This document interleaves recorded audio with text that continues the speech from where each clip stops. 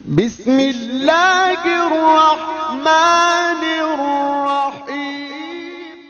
مولا علی شیر خدا، اب میری بات پہ توجہ کریں جی، اللہ جزا دے۔ مولا کائنات حضرت علی المرتضیٰ رضی اللہ تعالیٰ عنہ، حضور نہ حضرت مولا علی کے ناز اٹھایا کرتے تھے، یعنی حضرت علی گھر سے ناراض ہو کے چلے گئے بچپن میں، تو آپ کی والدہ انتظار کر رہی تھیں۔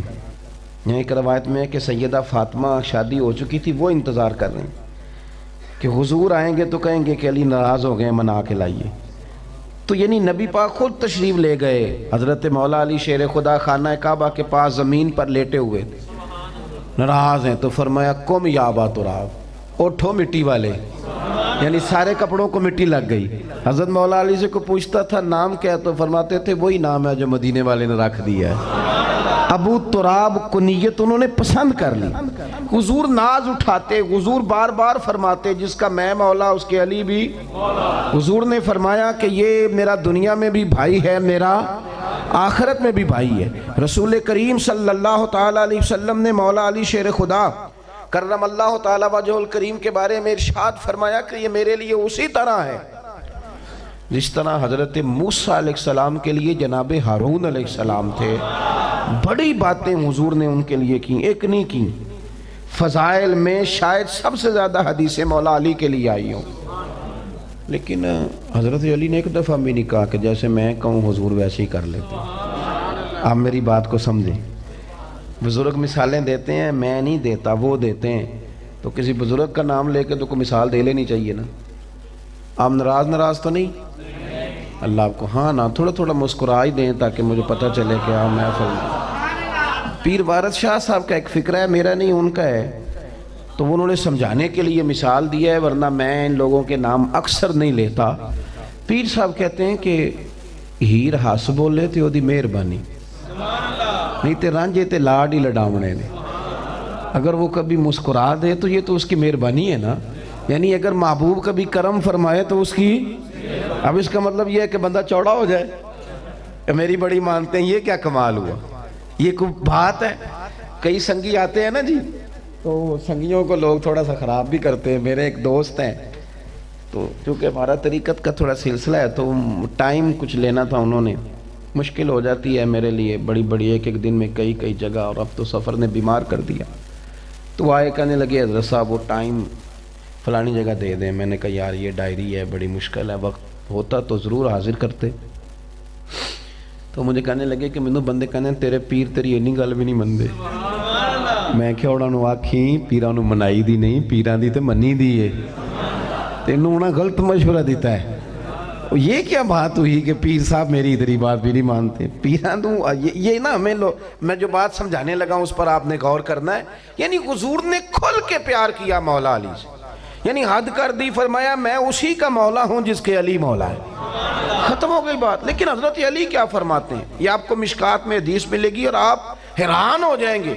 یعنی بچپن میں ساتھ ہیں، پہلے حضور ان کے گھر رہتے تھے، پھر یہ محبوب کی بارگاہ میں رہنے لگے، اور حضور نے لاڈ لڈائے، پیار کیا، بڑی محبت فرمائی۔ حضرت مولا علی شیر خدا فرماتے ہیں مجھے اگر حضور سے کوئی سوال پوچھنا ہوتا، ان کا ادب نہیں ٹوٹا کہ میں فرینک ہو گیا ہوں، میں جو مرضی کروں، نہ فرماتے ہیں مجھے اگر حضور سے کوئی سوال پوچھنا ہوتا، گھنٹوں نہیں، دنوں نہیں، فرماتے ہیں میں ہفتوں انتظار کرتا، جرت نہیں ہوتی تھی سونے سے پوچھ لوں، میرا دل کرتا تھا کوئی اور ہی آئے اور جو میں نے پوچھنا ہے وہ پوچھ لے، ساتھ میرا بھی کام بن جائے۔ جرت نہیں، میں کس طرح کر کے سوال پوچھوں، میری طبیعت نہیں مانتی۔ حضور کی بارگاہ میں عرض کروں، نہ اے پائے نظر ہوش میں آ، یہ قوہ نبی ہے، آنکھوں سے بھی چلنا یہاں بے ادبی ہے۔ اور حضرت سیالوی رحمت اللہ علیہ فرمانے لگے کہ میں نے تو باب جبریل کے بالکل پاس حضرت جبریل کو کھڑے دیکھا ہے، اور وہ وہاں باتیں کر رہے تھے، تو عالم تخیل کی بات کرتے ہیں، کہتے ہیں باتیں بھی آہستہ آہستہ کر رہے تھے، اونچا نہیں، باب جبریل کے پہلو میں ذرا دھیرے سے، فخر کہتے ہوئے جبریل کو یوں پایا گیا۔ آپ نے دیکھا ہے نا باب بقی کے ساتھ باب جبریل ہے، جب حاضری دے کے نکلتے ہیں کہتے ہیں وہاں کھڑے تھے حضرت جبریل اور آہستہ آہستہ بول رہے تھے، اپنے تصور میں اللہ والے بات کرتے ہیں، کہتے ہیں باب جبریل کے پہلو میں ذرا دھیرے سے فخر کہتے ہوئے جبریل کو یوں پایا گیا، یعنی کہتے ہیں میں نے ان سے پوچھا یہاں کیا کر رہے ہو؟ تو کہنے لگے دستک دینے آیا ہوں۔ تو میں نے کہا دیں پھر، تو حضرت جبریل کہنے لگے دے دی ہے، تو میں نے کہا میں نے تو نہیں دیکھا، تو وہ کہنے لگے میں نے پلکوں سے دی ہے، حضور کا دروازہ ہے تو میں نے ہاتھوں سے نہیں دی۔ باب جبریل کے پہلو میں ذرا دھیرے سے فخر کہتے ہوئے جبریل کو یوں پایا گیا، اور لوگوں ہم نے پلکوں سے درے یار پہ دستک دی ہے۔ ہمارا درد سمجھو، ہماری کیفیت سمجھو، ہمارے عشق کا ماحول سمجھو۔ باب جبریل کے پہلو میں ذرا دھیرے سے فخر کہتے ہوئے جبریل کو یوں پایا گیا، ہم نے پلکوں سے درے یار پہ دستک دی ہے، کیونکہ ذرا آواز اونچی ہوئی تو عمر کا سرمایا گیا۔ ہم نے بڑے دھیرے انداز میں اور پلکوں سے، پلکوں کا کوئی بوجھ نہیں ہوتا، دستک دیں تو آواز۔ مولا علی کہتے ہیں میں مہینوں انتظار کرتا تھا کوئی بندہ آئے وہ سونے سے پوچھ لے۔ حضرت ثابت بن قیس بن شماس انصاری رضی اللہ تعالیٰ عنہ نے سکل سماعت کا عارضہ تھا، یعنی تھوڑا اونچا سنتے تھے۔ جو آدمی تھوڑا اونچا سنتا ہے وہ مزاجن اونچا بولتا ہے، اس کا خیال ہوتا ہے چونکہ خود نہیں اسے سن رہا تو سمجھتا ہے شاید دوسرے بھی اونچا ہی سنتے ہوں گے۔ تو یہ جب حضور کی بارگاہ میں آتے اور کوئی سوال کرتے تو تھوڑا اونچا بولتے۔ آپ میری بات کو سمجھیں، آپ نے علماء سے یہ بات سنی ہے لیکن اس کی ذرا گہرائی میں، یعنی کچھ بھی نہیں وہ کرتے، وہ ادب سے بیٹھے ہیں، انہوں نے کوئی غلط جملہ نہیں استعمال کیا۔ پھر غور کریں کیا عرض کر رہا ہوں۔ ایک ہمارے ہاں تو لوگ بڑے بڑے سخت جملے کہہ دیتے ہیں نا، اور تیزی میں بولتے ہیں تو اللہ جانے کیا کچھ کہہ جاتے ہیں۔ کوئی سخت جملہ نہیں، کوئی بے ادبی والی بات نہیں، کوئی توہین آمیز رویہ نہیں، کوئی بات کرتے ہوئے چہرے کے اوپر کسی قسم کی انہوں نے جو ہے وہ سختی نہیں، ترشروئی نہیں، صرف کیا ہے کہ بولتے ہیں تو تھوڑا اونچا بولتے ہیں، تھوڑا اونچا بولتے ہیں۔